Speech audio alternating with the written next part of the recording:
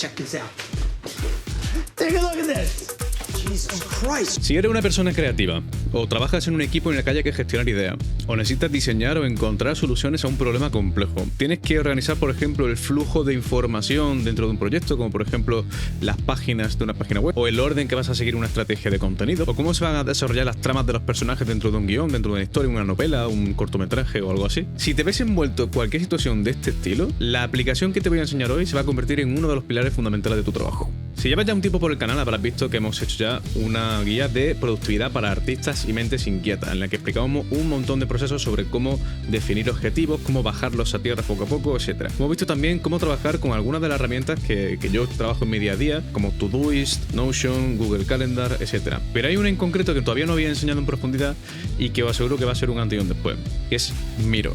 Miro tiene una diferencia fundamental con todas las herramientas que hemos visto hasta ahora en el canal, porque básicamente es como si fuese una pizarra blanca virtual, pero con esteroides, con superpoderes, o sea, con la posibilidad de llevarlo al máximo exponente, tanto a la hora de agregar y seleccionar y modificar y organizar todo lo que haremos, por ejemplo, en una pizarra, como la posibilidad de colaborar, presentar y aprovechar todo el potencial que tiene precisamente las herramientas online. Y para enseñaroslas, lo que voy a hacer hoy es enseñaros algunas técnicas que podemos hacer precisamente dentro de Miro y que combinan muchos métodos para organizar precisamente la mente, para organizar precisamente problemas, decisiones, que se llevan a cabo a través de dibujitos, de conexiones, de una serie de ejercicios, y para los cuales Miro es perfecto para hacerlo. Bueno, Miro en esencia es esto que estáis viendo aquí. Podemos hacer aquí un montón de plantillas en la que podemos crear un montón de cosas. Mapas de conceptos, diagramas, pues la típica pizarra blanca de investigador, detective privado o alguna cosa así. Tenemos también opciones para hacer estrategia y planificación de proyectos. Podemos crear algo como esto, que en este caso sería una estrategia de branding. Puedes construir todo un Lego. Le pasa un poco como a Notion, solo que Miro es mucho más visual que Notion, ¿vale? Entonces, a mí personalmente, una de las cosas que más me gusta de Miro es el hecho de precisamente poder crear este tipo de diagramas de flujo, ¿vale? Esto es una de las cosas que vimos, por ejemplo, en el primer capítulo de la guía de productividad para artistas, donde es que creamos un roadmap, ¿no? de lo que serían nuestros objetivos, y esto no se puede crear en Notion. De hecho, no se puede crear en muchas de las herramientas que hay online para crear mapas mentales y demás, porque los mapas mentales tienen el problema de esto que estamos viendo aquí, que siempre funcionan por jerarquía, ¿vale? Es decir, tú puedes tener un concepto principal que tenga unos hijos, que estos hijos tengan otros hijos y demás, pero no puedes tener, por ejemplo, esto de aquí. Un concepto a otro puede estar conectado desde múltiples entradas y salidas. Para hacer este tipo de diagrama, yo personalmente no conozco ninguna herramienta mejor que Miro por la posibilidad y facilidad que tiene para hacer esto. Estos diagramas para mí son imprescindibles a la hora de ordenar cualquier tipo de proyecto, idea, problema o lo que sea, porque te permite no solamente ver el orden de las tareas, sino distintos procesos paralelos, cuellos de botella, como por ejemplo este punto en el que nosotros no podremos llegar aquí si no hemos resuelto primero estas dos. Entonces, a la hora de organizar un proyecto, este tipo de diagramas son para mí fundamentales. Pero podemos crear un montón de cosas. De hecho, yo la uso, por ejemplo, en casos como este, para hacer un estudio de los links que hay entre los artículos, por ejemplo, que hay en mi página web, que esto se podría hacer también perfectamente con los vídeos que hay, por ejemplo, en un canal de YouTube, para hacer una estrategia de contenidos, para saber qué vídeos están conectados entre sí. Entonces, organizar esas cosas en un proyecto un poquito amplio, donde hay muchos elementos, cuando lo haces visualmente de esta forma, es súper fácil tener en cuenta dónde están los cuellos de botella, dónde tienes que hacer cambios, generar alternativas y pensar ya de forma un poquito más creativa utilizando las técnicas que vamos a ver ahora. Aquí os enseño también un ejemplo que es precisamente lo que yo he hecho con mi marca personal. O sea, a la hora de darle forma visual a todo lo que sería mi branding, pues yo he usado Miro precisamente para obtener, por supuesto, referencias visuales, ¿vale? De, por ejemplo, cómo me gustaría a mí que fuese el diseño, ¿vale? De cómo me gustaría a mí jugar con ciertos elementos para acabar, por ejemplo, lo que sería mi foto de perfil, que es la que podéis ver siempre en mis redes sociales. Una vista de pájaro de cómo me gustaría a mí tener, por ejemplo, pues las miniaturas del canal, el tema de mi página web, por ejemplo, que está muy influido por estas cartelas que vi yo por aquí, y que combinen, por ejemplo, el tema de mi logo, que es yo tengo un logo flexible. ¿Qué coño es esto? ¿Quién coño me ha puesto esto aquí? En fin, bueno, como podéis ver aquí, por ejemplo, la combinación de estos tres elementos gráficos es lo que da lugar precisamente a la portada que hay en mi página web. Aquí, por ejemplo, tenéis un moodboard del proyecto que hice de Juego de Tronos, ¿vale? Donde tenía precisamente referencias visuales de cuáles eran las fotografías que yo quería crear, con distintos estilos, iluminaciones y demás. Esta fotografía de aquí fue un cinemagraph, que estaba animado directamente con fuego y efectos visuales y demás. Esta de aquí, de hecho, la tenéis en el canal. Esta de aquí directamente la utilicé como concept art, ¿vale? Para darle forma a lo que sería la imagen final. O esta de aquí, por ejemplo, como el concepto de Daenerys sentada como en el trono de hierro, ¿no? En fin, lo que quiero es que veáis que Miro se puede adaptar a muchísimas necesidades, ¿vale? Básicamente podéis crear cualquier tipo de diagrama o presentación que vosotros necesitéis con todas las herramientas que hay en Miro. Entonces, ¿cómo funciona Miro? Bueno, pues con una serie de herramientas a las que podemos acceder aquí a la izquierda, que estarían las principales, más otras extras que están aquí dentro, que, bueno, pues esto se expande hasta el infinito. Sticky Notes, ¿vale? Que esto básicamente es como un POSIT que podemos cambiar de tamaño y también la podemos convertir en otro tipo de forma para hacer diagramas, ¿vale? De hecho, podemos poner, por ejemplo, así con la está redondeada, ¿vale? Y si os fijáis, en cualquier elemento que nosotros agregamos, que también lo podemos agregar también desde la forma, ¿vale? Y de hecho podemos tener muchas más formas. Entonces, dependiendo de lo que nosotros vayamos creando, si os fijáis, cuando hacemos clic en cualquiera de estos elementos, le salen unos 4 puntitos alrededor. Esto quiere decir que podemos crear conexiones entre ellos, ¿vale? Si nosotros arrastramos una cosa de una a otra, pues va a ocurrir una conexión que va a depender de dónde nosotros la soltemos, que salen como 4 puntitos alrededor, ¿vale? Pues eso va a implicar que esta conexión siempre va a estar puesta por arriba, ¿vale? Independientemente de cómo mueva yo esto, fijaos que estas conexiones van a estar siempre enganchadas desde el lateral hasta la parte superior, independientemente de donde yo ponga el elemento, o soltarlo en medio, ¿vale? Para que se vaya adaptando a cualquier punto. Entonces es súper flexible porque nosotros podemos cambiar los sitios de lugar, ¿vale? Y de esta manera pues crear como conexiones muy rápidas. Ahora, obviamente el aspecto que vayan a tener estos diagramas pues dependerá un poquito de la capacidad para diseñar que tengáis vosotros y el gusto visual. Obviamente si lo dejamos así por defecto pues queda como muy cutre, ¿no? Pero siempre podéis cambiar los colores, ¿vale? Podéis seleccionar, por ejemplo, varios elementos y aquí, por ejemplo, desde el filtro podéis cambiarlo, ¿vale? Y a cambiarle, por ejemplo, el color a todas las estas y le quito, por ejemplo, el borde, ¿vale? Y ya puedo trabajar de una forma un poquito más minimalista, ¿vale? Y ocurre exactamente lo mismo si podemos filtrar, por ejemplo, la línea de conexión, pues podemos cambiar la línea de conexión para que sean directas, ¿vale? Podemos cambiar el grosor, podemos cambiar, por ejemplo, el color, le podemos cambiar, por ejemplo, las conexiones para que el tipo de flecha que queremos, por ejemplo, al final, que sea, por ejemplo, así blanco, ¿vale? Y también el tipo, por ejemplo, de flecha. Entonces, de esta forma, pues podemos crear, por ejemplo, diagramas más visuales, ¿vale? Luego hay una muy interesante que es el Smart Drawing, que básicamente lo que hace es detectar el tipo de forma que estamos haciendo, ¿vale? Y va creando directamente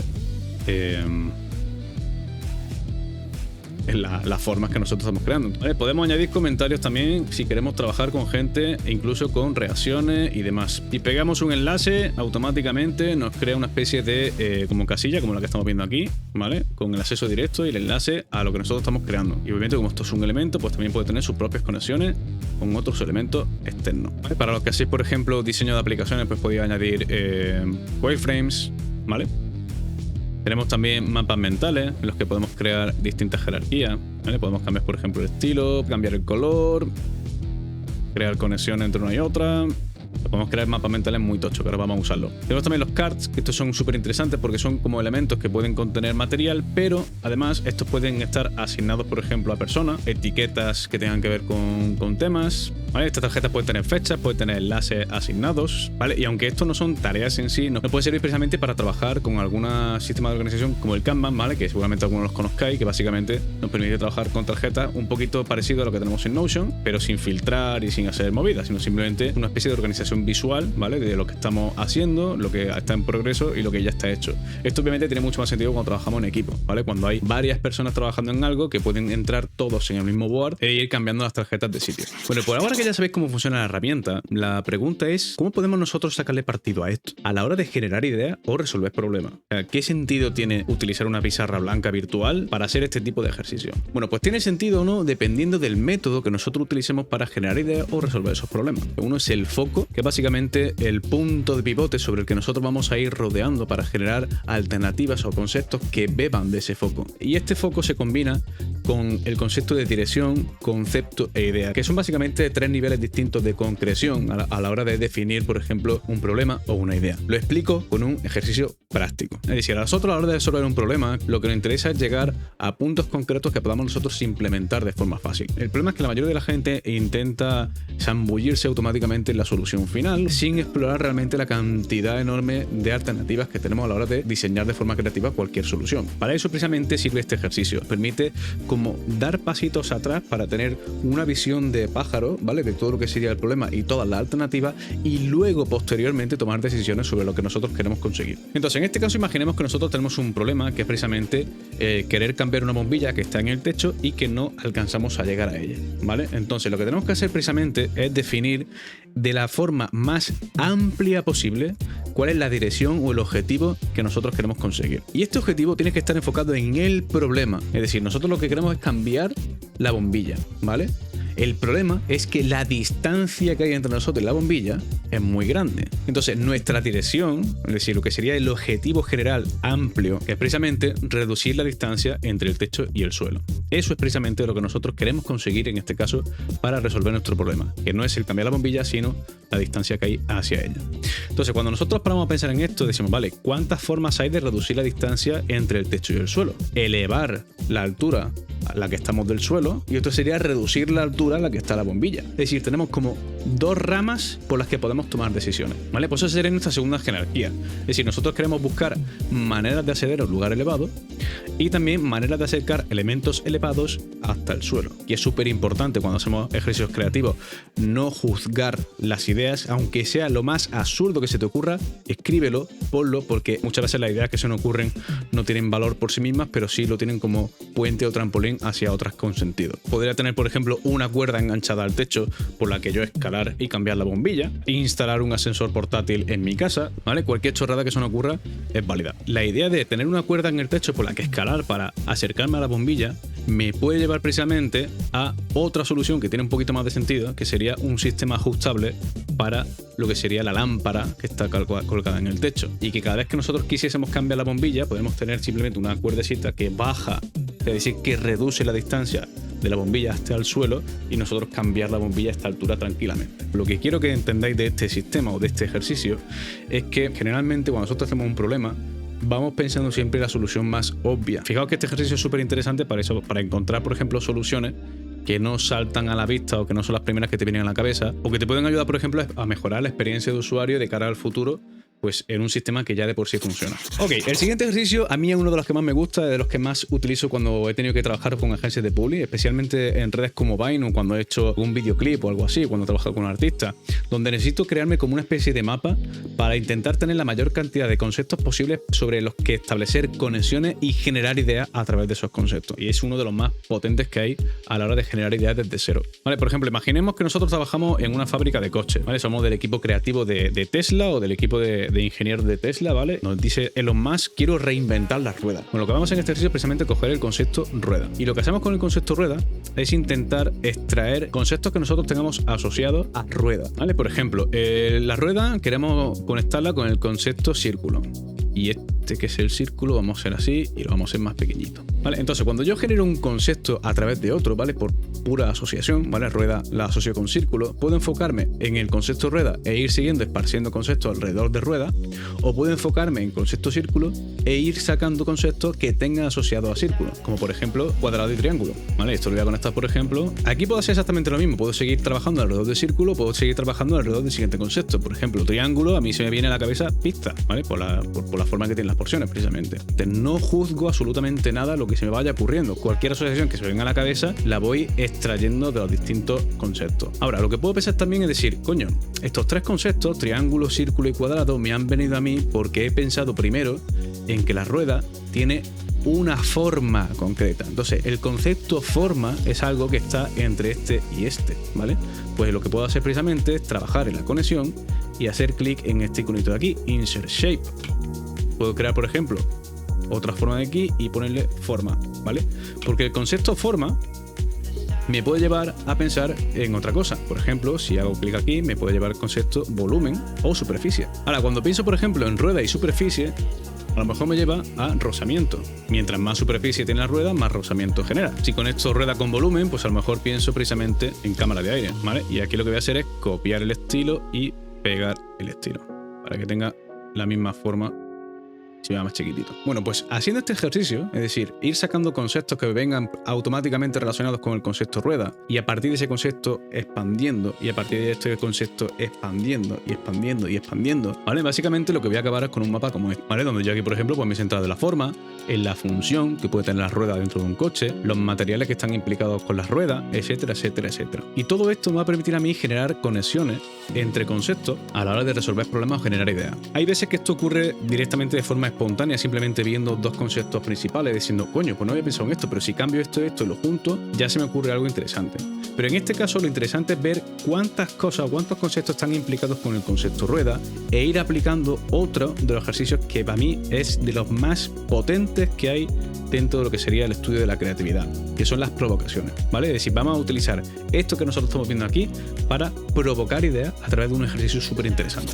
Muy bien, por último tenemos las provocaciones, que básicamente son un ejercicio que nos permiten saltar de forma momentánea a un terreno un poquito fantasioso, ¿no? De lo que sería una idea que no tiene por qué tener sentido, ¿vale? Eso es súper importante, las provocaciones no buscan tener sentido en sí, sino que nos buscan precisamente servir como trampolín hacia un sitio que sí va a tener sentido. Queremos mejorar las ruedas de los coches, pues algo obvio de los coches es que los coches tienen ruedas. Bueno, pues en este caso una provocación de huida sería decir que los coches no tienen ruedas, es decir, vamos a huir, vamos a negar esa parte evidente del concepto que nosotros estamos analizando o estudiando, lo que sea. Por otro lado, tendremos también lo que serían las provocaciones tipo puente, que básicamente van a cambiar de alguna forma alguna de las partes del concepto que nosotros estamos tratando, ¿vale? Por ejemplo, algo evidente que nosotros podemos dar por sentado es que los coches van sobre ruedas. Bueno, pues podríamos hacer una provocación de inversión, que sería pensar que los coches no van sobre ruedas, sino que las ruedas van sobre el coche. Aunque parezca que no tiene sentido, quedaos conmigo. Podríamos hacer también una provocación de exageración, que sería llevar al máximo exponente lo que nosotros estamos estudiando. Es decir, los coches tienen ruedas, pues en este caso decir que las ruedas tienen ruedas. Y una distorsión sería en este caso cambiar algo que nosotros damos por sentado del concepto, ¿vale? Por ejemplo, cuando antes hemos hecho nuestra nube de conceptos, pues hemos saltado del concepto forma al concepto círculo, ¿vale? Y el del concepto círculo a geometría, triángulo, cuadrado, lo que sea. Entonces una provocación de distorsión sería decir, por ejemplo, que la forma de las ruedas no es redonda, sino que es cuadrada, o que incluso una rueda puede cambiar de forma. Obviamente tened en cuenta que vosotros podríais generar provocaciones de todo este tipo con todas las conexiones que se puedan ocurrir de una nube de conceptos completa, ¿vale? O por ejemplo, otra provocación interesante sería pasar del concepto rueda al concepto de función. Si qué función tiene la rueda en un coche, pues tiene una función de soporte. ¿Qué otras cosas en mi cabeza, qué otros conceptos están relacionados con el concepto de soporte?